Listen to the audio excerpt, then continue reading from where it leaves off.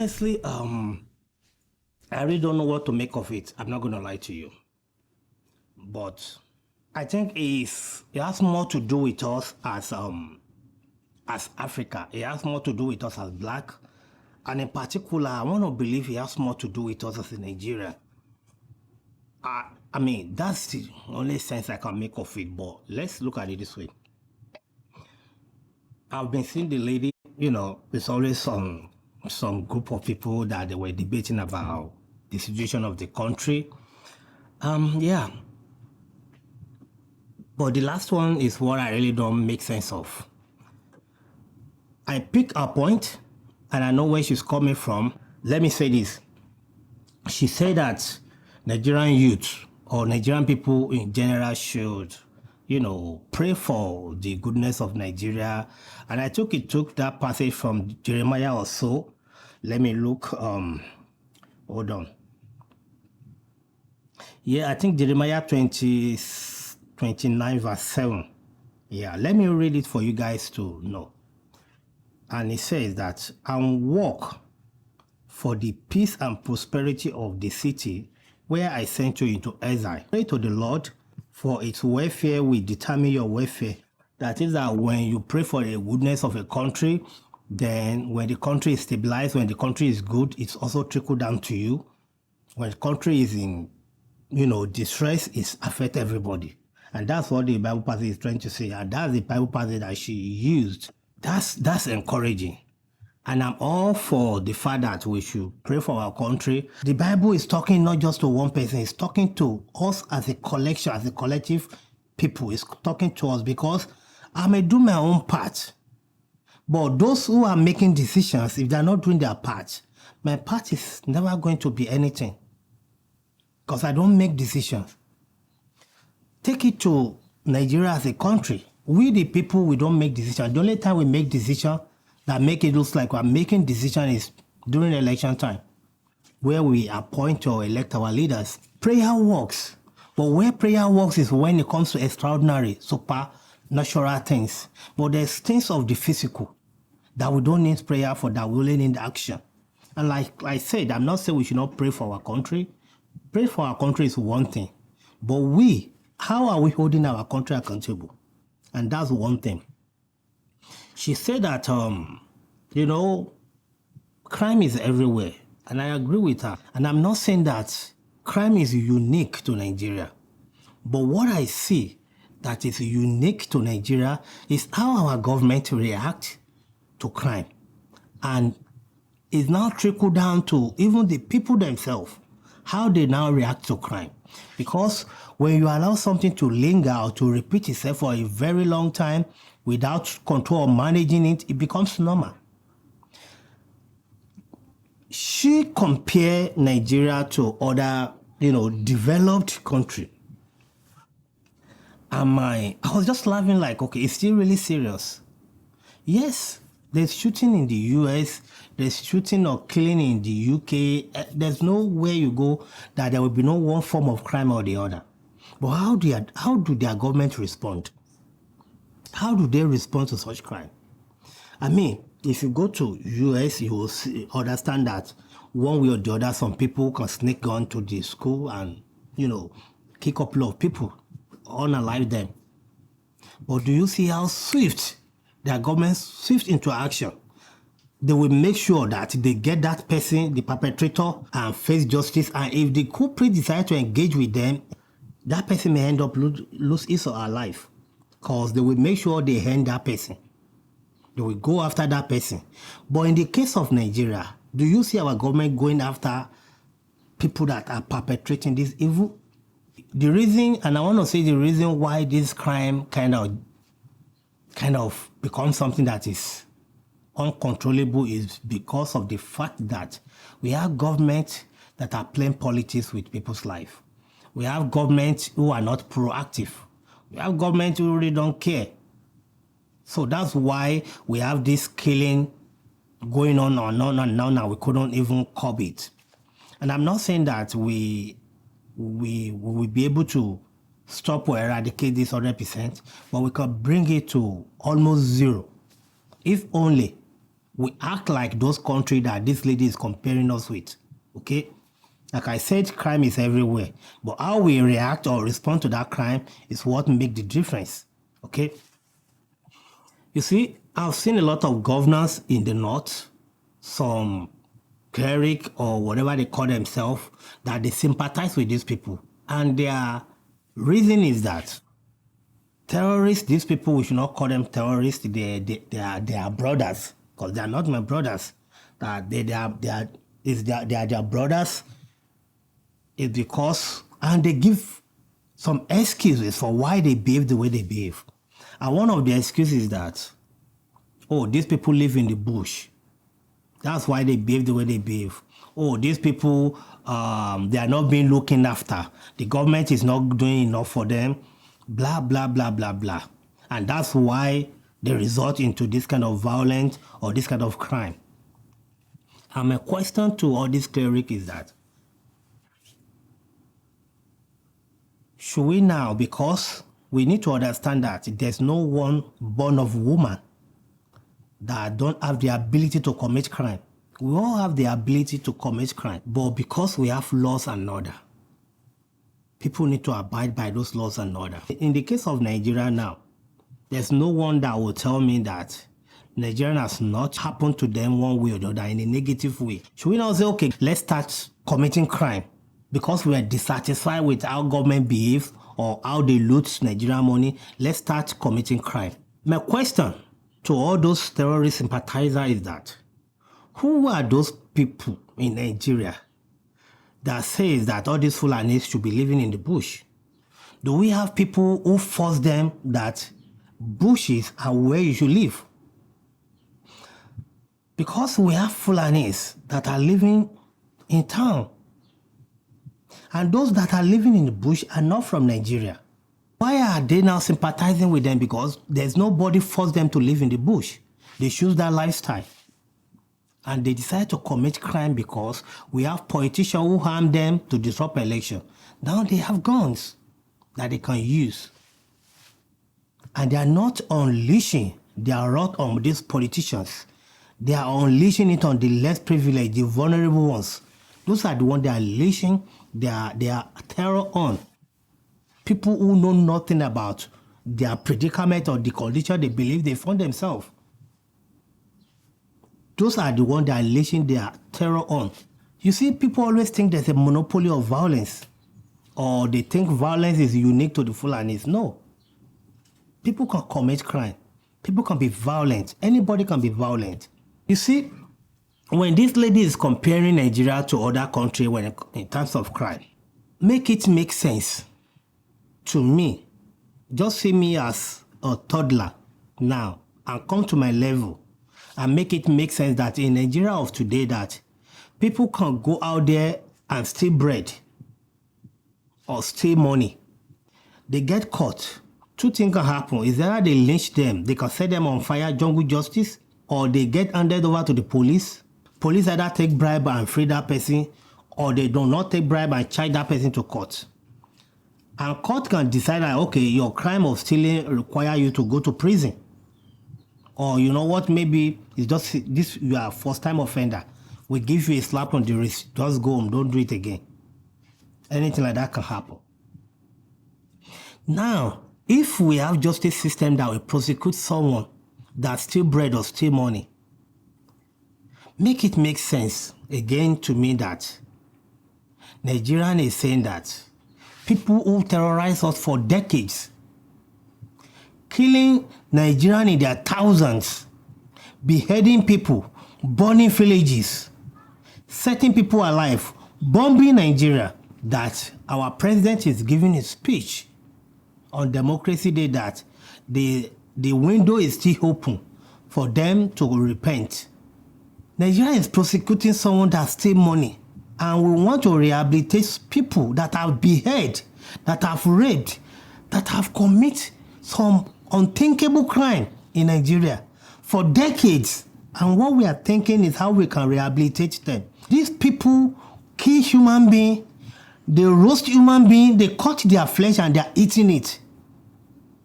And Nigerian government believes the best way to deal with this crime is to call them, negotiate with them, and rehabilitate them.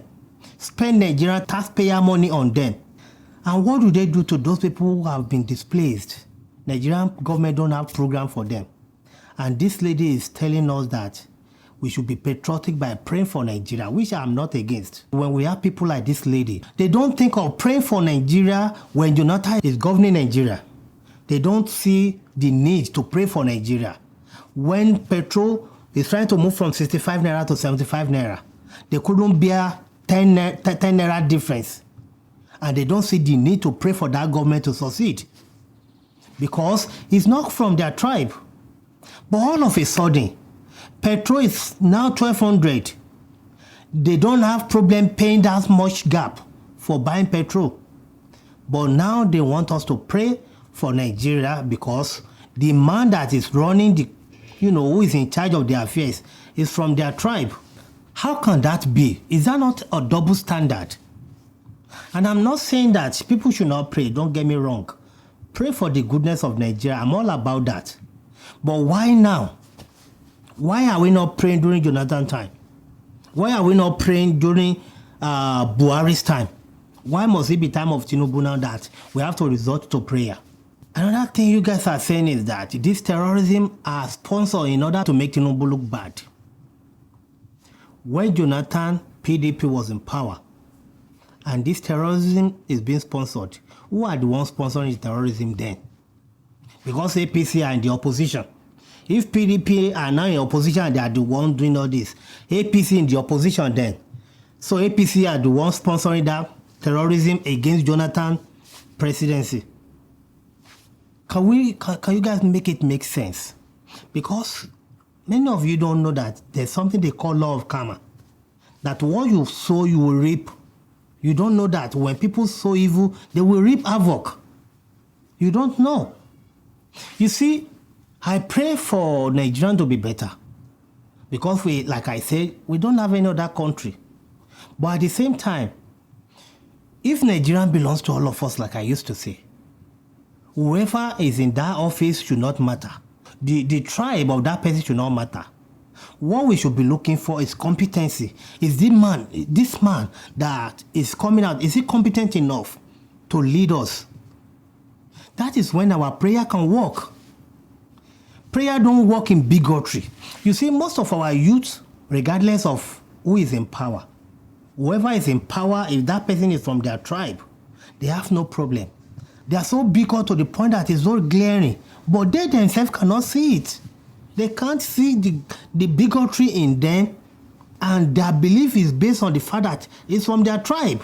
And they see the need now to pray for the nation. Oh, stop saying bad thing about Nigeria. Why don't you see the good thing in Nigeria? We all need to understand that nobody is praying for Nigerian downfall. I don't see any Nigerian that is praying for Nigerian downfall, except a man that go on podcast and say that he never pray for Nigeria to get better because he's benefiting. But like I said, if our voice is going to be loud,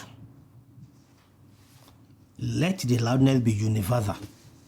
Don't make it loud when the person in office is not from your tribe, and turn it down when the person ruling now is from your tribe. Like I said, the only thing I don't like about this present government is the fact that he opposed when Jonathan make attempt to remove fuel subsidy. If this man truly loved Nigeria, he should have supported Jonathan. Nigerians should have come first. They shouldn't be party first. Because what I see that is going on is that if you're Yoruba and Tinubu is the president now, even if Tinubu policy is messing your business up, if the policy is messing up your life, if the policy is not working for you, if you're a Yoruba man or if you're a Yoruba woman, you have no right to talk. You should just keep quiet. If you talk, don't you know you are destroying the image of Tinubu? If you talk, don't you know you are making Tinubu look bad? And you call yourself Yoruba man. If you're a Yoruba person, you should at least see that Tinubu is working now. You should see that he's working. You shouldn't be saying anything negative about him. Don't you know he's a Yoruba man? A Yoruba man has nothing to do with what is going on.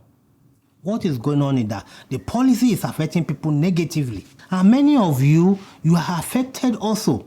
But the only reason you are not saying anything is because probably maybe they give you some money. Some of you are collecting money to do what you are doing.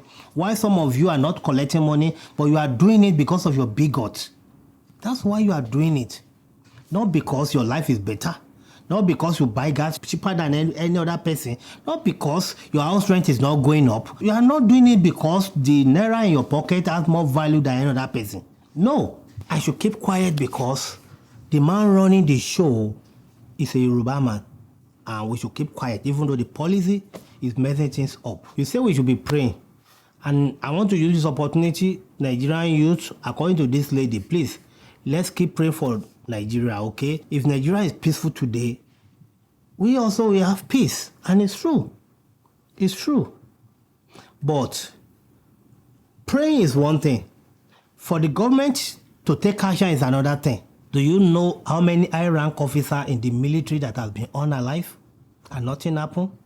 The recent one, they bring his body. And these people went back to their bush without being apprehended. Wow.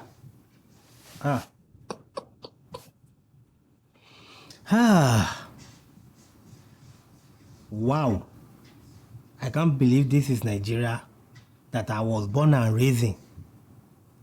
That people can't even travel in Nigeria without becoming a prayer warrior.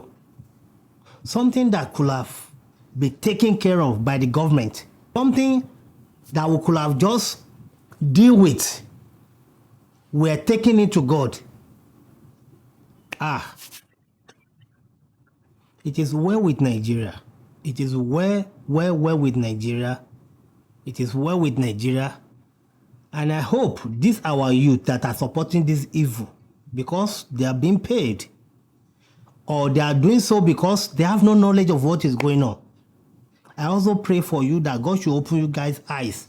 Because before you know it, guys, you'll be 40. Before you know you'll be 40, your life is gone. May God help you guys.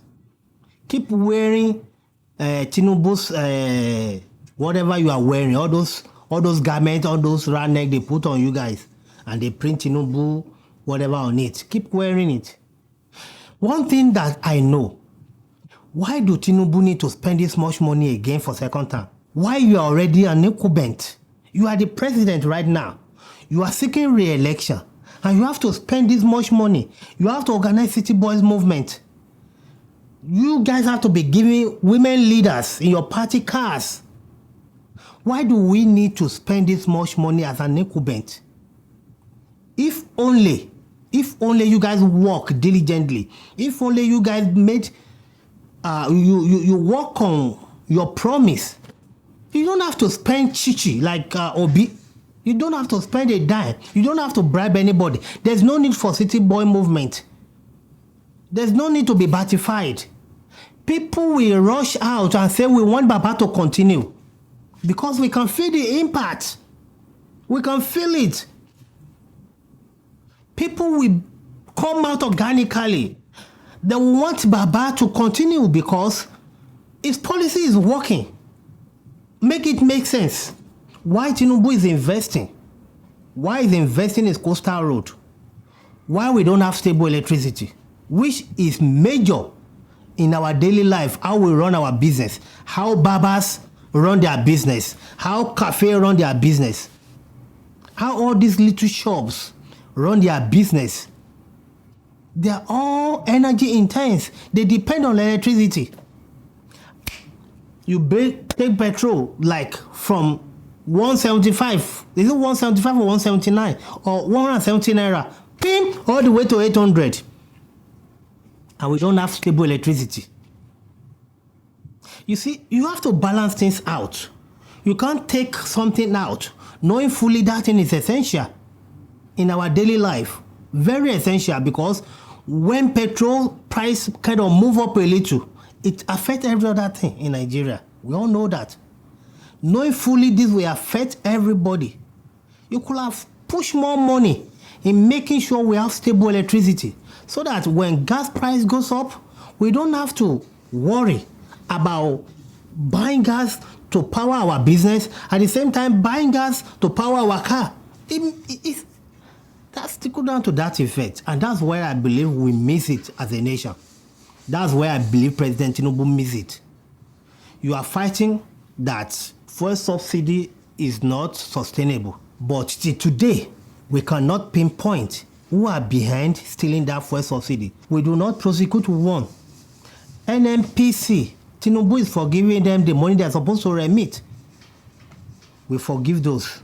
But what common Nigerian benefits from this so-called democracy is being taken away. And we are happy about it. Make it make sense, because for people to genuinely pray for their country, the country must have been showing something that is positive. You don't need to tell people to pray. People will pray genuinely because they can see the dividend of that democracy. They can see that, okay, our country is working. And that's why politicians are trying hard to put people in abject poverty, so that a small Congo of rice can look like you give them millions. And we have all these Nigerian youth, some of them, including this lady, making it look like what we are getting now is the best. Our government failed to take decisive action. Our military are being infiltrated with Boko Haram. And our sister says that we should be praying. Please, pray for the peace of Nigeria. And I believe, I can guarantee you, there's a lot of Christians out there today that's their prayer point. Praying for Nigeria to be better. Praying that there will be peace in Nigeria. But tell me, are our politicians, are they seeking the peace of Nigeria? Because if they will not prosecute all this Boko Haram, if they will not prosecute all this banditry, giving them Ashwebi, if all they will be doing for them, trust me, there will be more chaos in Nigeria than you ever expected. Because when people realize that government do not punish people who commit this kind of crime, the only thing that will happen is that we will have more people go into that crime. Because they believe if they get caught, they will rehabilitate them. People that have been killing Nigerians for decades, you are rehabilitating them. You cannot prosecute and send them to prison. You know what? It is what it is. Whatever you guys want to believe, if you believe we should relax, Tinubu is fixing Nigeria. We agree. Relax, Tinubu is fixing Nigeria, right? That's the slogan.